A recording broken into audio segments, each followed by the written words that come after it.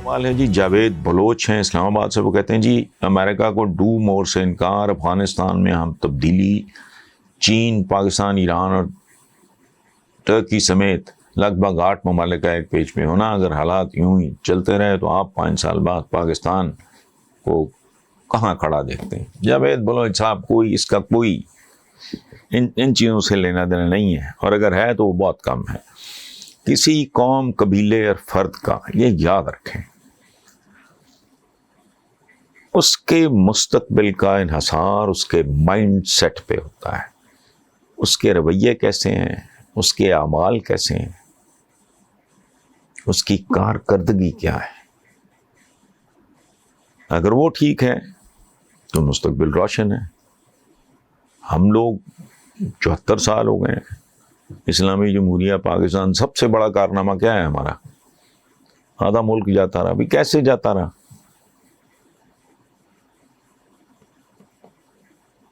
انہوں نے تو ووٹ دیے تھے آپ کو.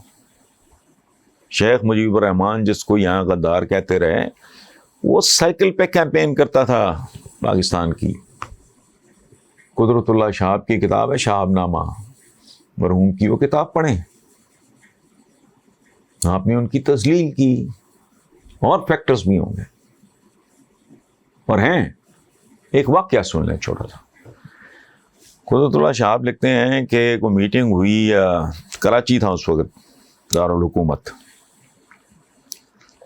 تو اس زمانے میں امریکہ کی طرف سے گفٹ آیا, بھیک آئی, جو بھی کہہ لو آپ. وہ تھی سینیٹری کے سامان کی, یہ باتھ روم کا.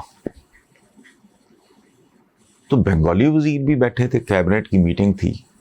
قدرت اللہ شہاب صاحب, میرا خیال ہے وہ منٹس آف دا میٹنگ وغیرہ کی تیاری ہے. میں پوری بات, مجھے تفصیل یاد نہیں رہ گئی, بہت پہلے یہ کتاب پڑھی تھی. وہ لکھتے ہیں کہ کسی بنگالی وزیر نے کہا کہ بھئی یہ جو سامان آیا ہے پاکستان کو, جو ملا ہے امریکہ کی طرف سے, اس میں سے ہمیں بھی کچھ دے دو. تو مغربی پاکستان کے توندوں والے, مونچھوں والے, جاگیروں والے, اچکنوں والے جو وزیر تھے, وہ کہہ مار کے ہنس پڑے اور مذاق اڑایا. پتہ ہے کیا کہا؟ کھوئے تم نے یہ کموڈ شموڈ لے کے سینیٹری کا سامان تم نے کیا کرنا ہے؟ تم لوگوں کو رفع حاجت کے لیے کیلوں کی گاچھ کافی ہے.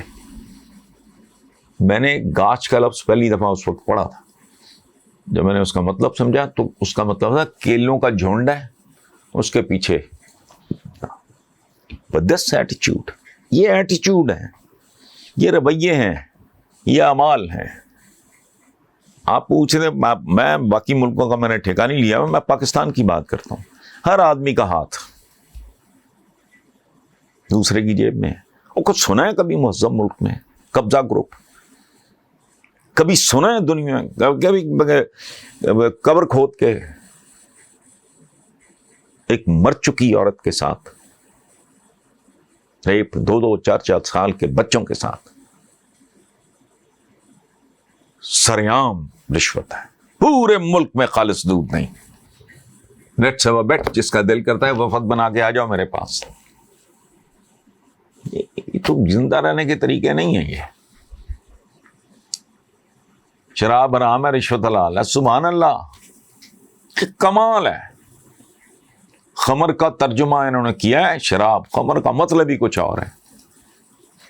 مہارا یہ جو ہے نا, یہ بھی یہ ہو گئے, وہ ہو گئے, یہ ہو گیا, بلاک بن گئے, اس کے اثرات ہوتے ہیں. لیکن فیصلہ کون نہیں, قوم, قبیلہ, فرد. اس کا رویہ, اس کے اندر ڈسپلن ہے, اس کے اندر محنت ہے, اس کے اندر دیانت ہے, تو سب کچھ ٹھیک ہے. نہیں تو پھٹکار ہے, نحوست ہے, لعنت ہے. کالم کا عنوان ہے انسانوں کی اشرافیہ اور انسانوں کا انجام. انسان کی تاریخ دراصل انسان کے ہاتھوں انسان پر ظلم اور اس کے استحصال کی تاریخ ہے. باقی سب منہ شگافیاں ہیں. امریکہ اور کینیڈا کی سرحد پہ دونوں ملکوں کے پرچم پہلو لہراتے ہیں, اور قریب ہی ایک بورڈ کے اوپر بے حد نمایاں الفاظ میں یہ خوبصورت لیکن ادھورا پیغام لکھا ہوتا ہے children of a common mother, یعنی ایک ہی ماں کے بچے۔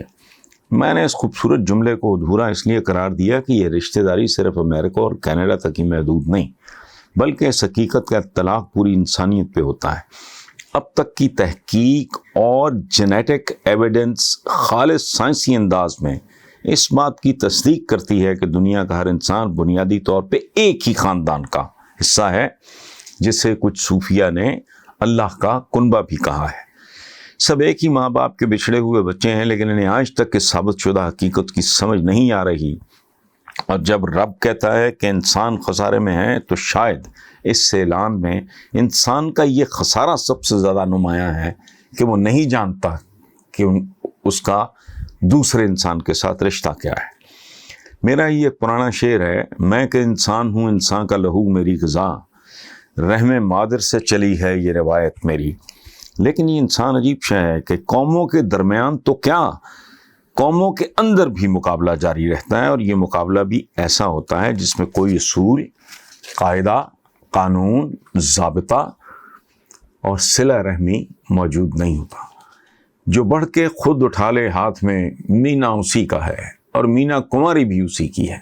جیسے جیسے انسان مہذب سے مہذب ترین ہوتا جا رہا ہے، اس کے درمیان مقابلہ کٹ تھروٹ یعنی گردن توڑ ہوتا چلا جا رہا ہے۔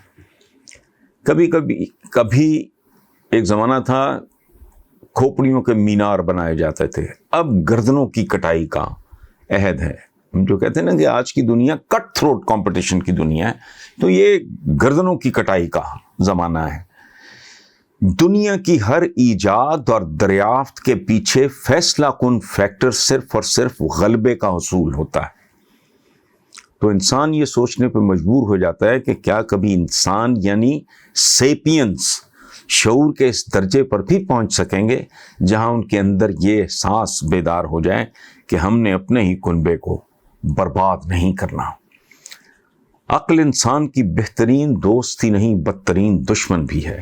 ایٹم کی دریافت، ڈی این اے کی جینیات، کمپیوٹر کی بائنری لسانیات جیسی محیر العقول دریافتوں نے دنیا کا چہرہ ہی بدل کے رکھ دیا ہے۔ رہی صحیح کسر مصنوعی ذہانت، آرٹیفیشل انٹیلیجنس پوری کیے دے رہی ہے۔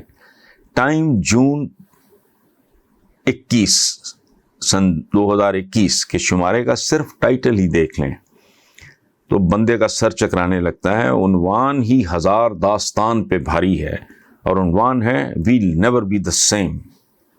لیکن جو معاشرے گندے ہوئے آٹے کی دلدل سے نہیں نکل پا رہا ہے، جن کے لیے روٹی کی پٹ پٹ ہی دنیا کا بہترین میوزک ہے، ان بدنصیبوں کو اس بات کا احساس اور ادراک کہاں ہو سکتا ہے کہ کمپیوٹر اور جینیٹک انجینئرنگ کا الحاق ان کے ساتھ آنے والے سالوں میں کیا کرنے جا رہا ہے۔